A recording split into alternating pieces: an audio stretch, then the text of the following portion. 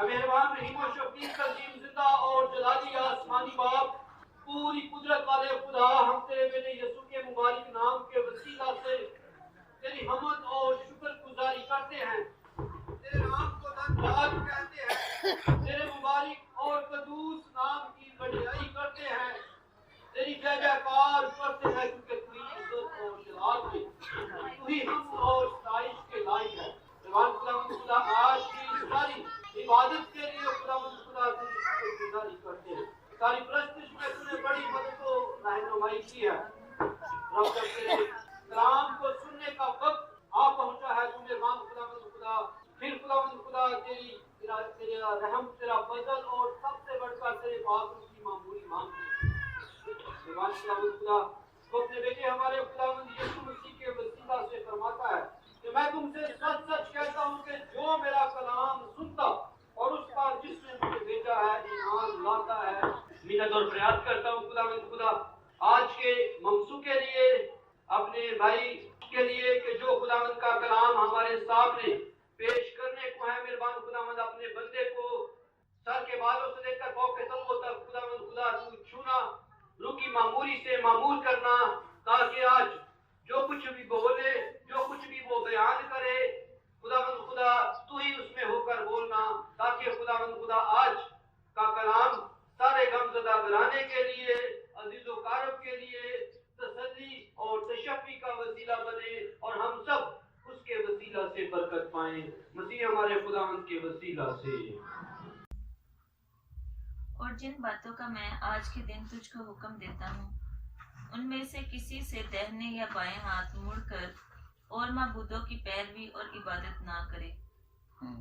लेकिन अगर तू ऐसा ना करे कि खुदावंद अपने खुदा की बात सुनकर उसके सब अहकाम और आयन पर जो आज के दिन मैं तुझको देता हूँ एहतियात से अमल करे, तो ये सब लानतें तुझ पर नाजिल होंगी और तुझको लगेंगी।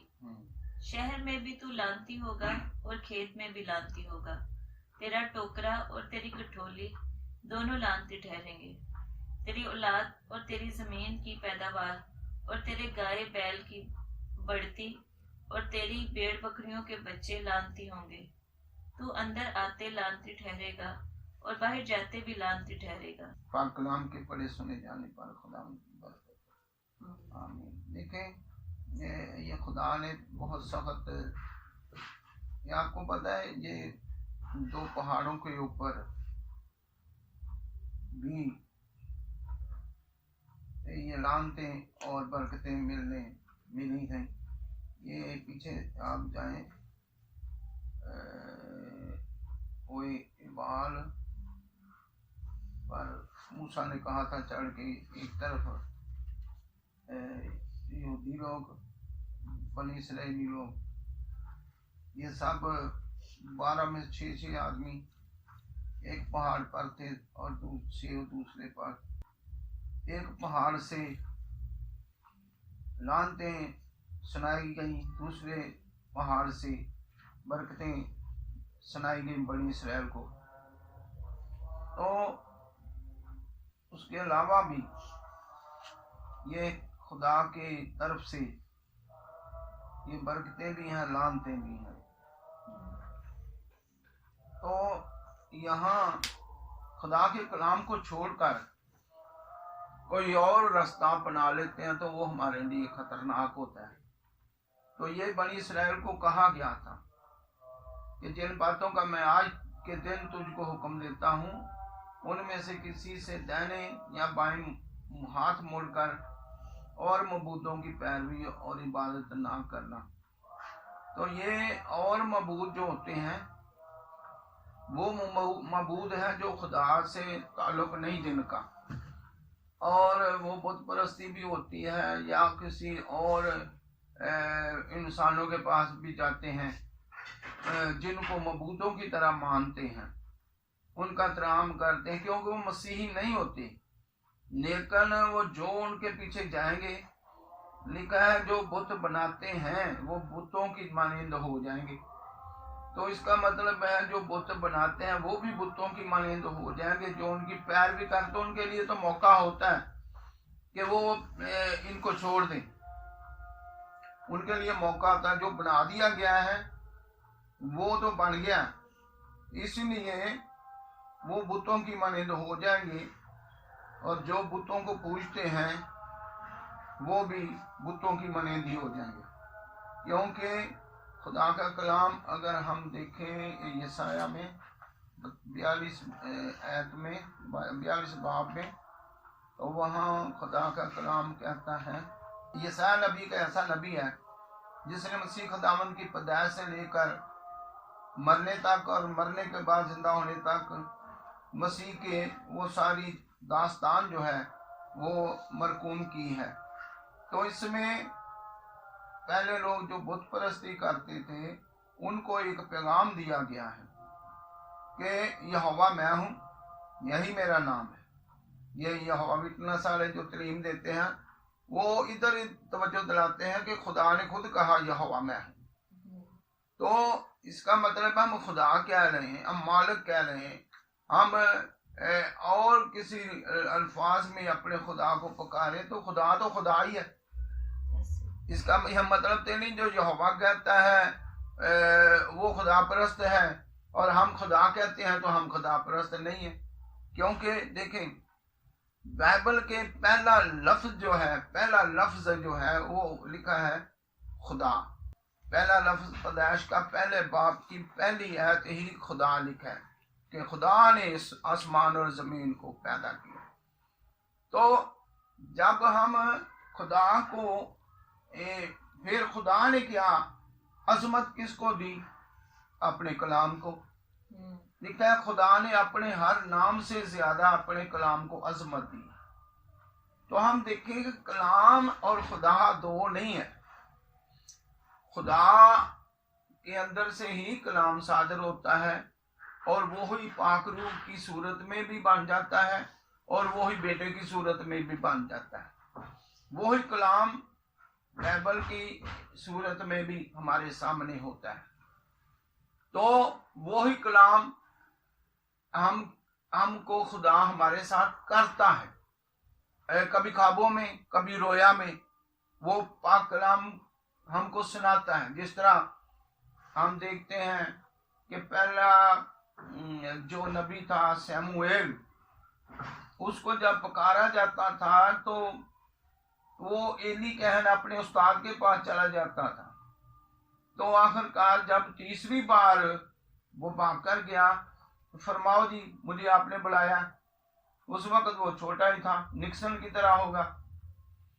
تو استاد نے کہا میں نے تجھے نہیں پکارا, لیکن اب اگر تجھے آواز آئے تو کہنا فرما, کیونکہ تیرا بندہ سنتا ہے.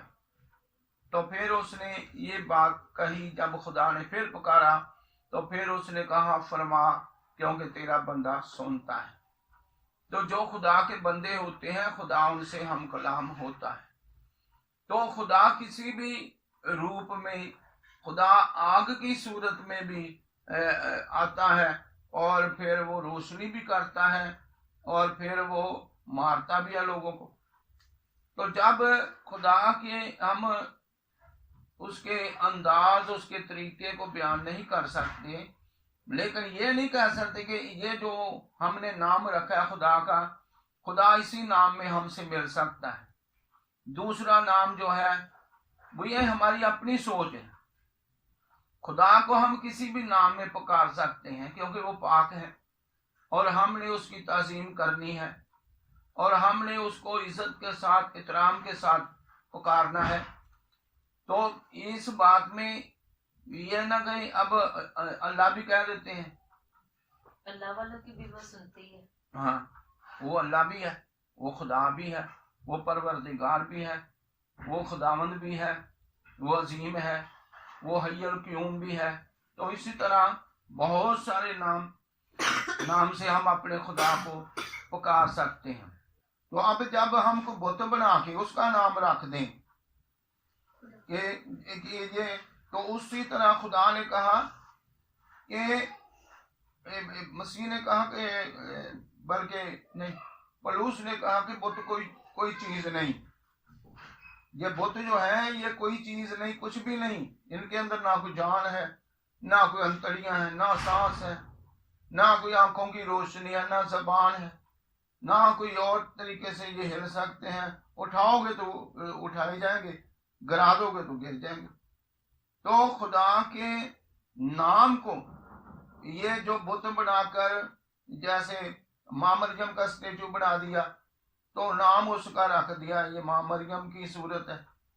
تو ایسا تو نہیں ہو سکتا نا. ایک پاک ہستی کو ہم ایک انسان کے بنائے ہوئے ہاتھوں کے ساتھ اس کو تشبیہ دیتے ہیں تو یہ گناہ ہے.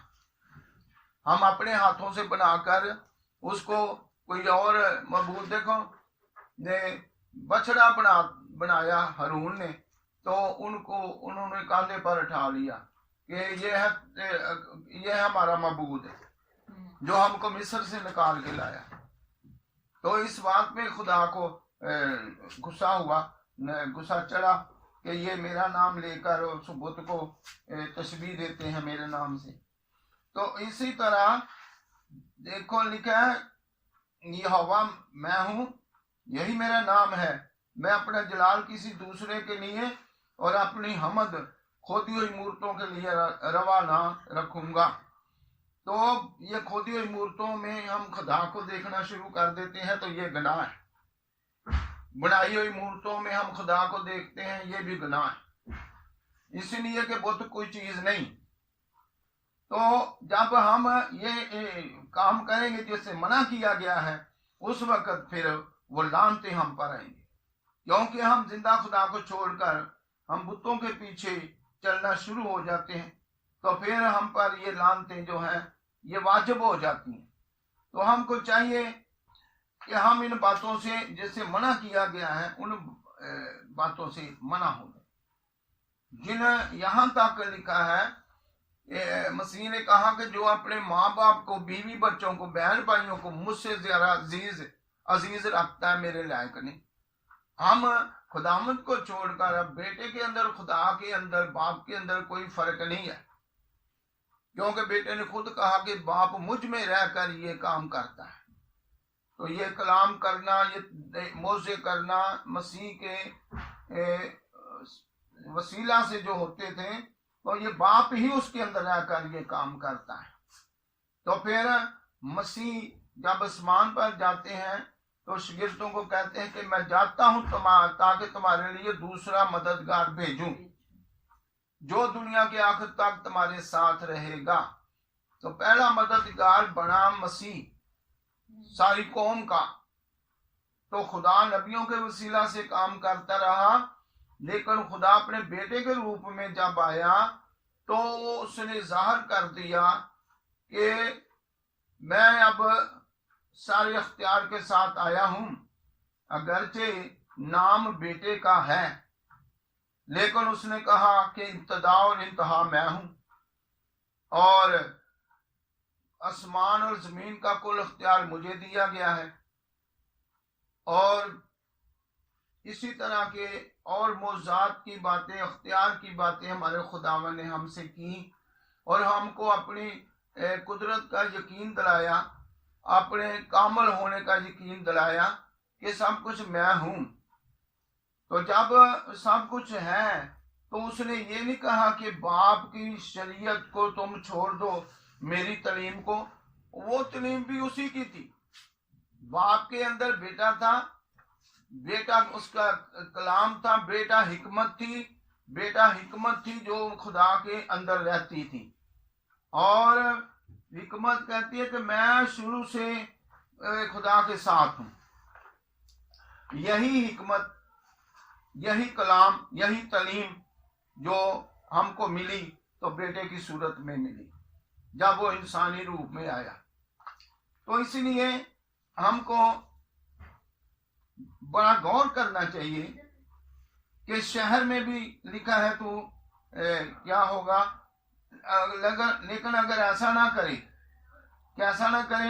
کہ ان بتوں کو، اس تعلیم کو، سیدھے راستے کو چھوڑ کر اور کسی دوسرے راستے کو اختیار کرے گا، تو پھر خدا کی باتیں سن کر اس کے سب احکام اور آئین پر جو آج کے دن میں تجھ کو دیتا ہوں احتیاط سے عمل کرے تو یہ لعنتیں تجھ پر نازل ہوں گی. یہ نہیں کہ حکم پر عمل، اگر ایسا نہ ہو، अगर तू ऐसा ना करे, लफ्ज ऊपर लिखा है, अगर ऐसा तू ना करे कि उन बातों को मानकर अमल करके बरकत पाए, लेकिन अगर ऐसा होता है तो फिर ये लानतें तुम पर होंगी। तो खेत में भी तू लानती होगा, तेरा टोकर और तेरी कटौती दोनों लानती ठहरेंगे, तेरी औलाद और तेरी जमीन की पैदावार, तेरे गाय बैल की बढ़ती और तेरी भेड़ बकरियों के बच्चे लानती होंगे।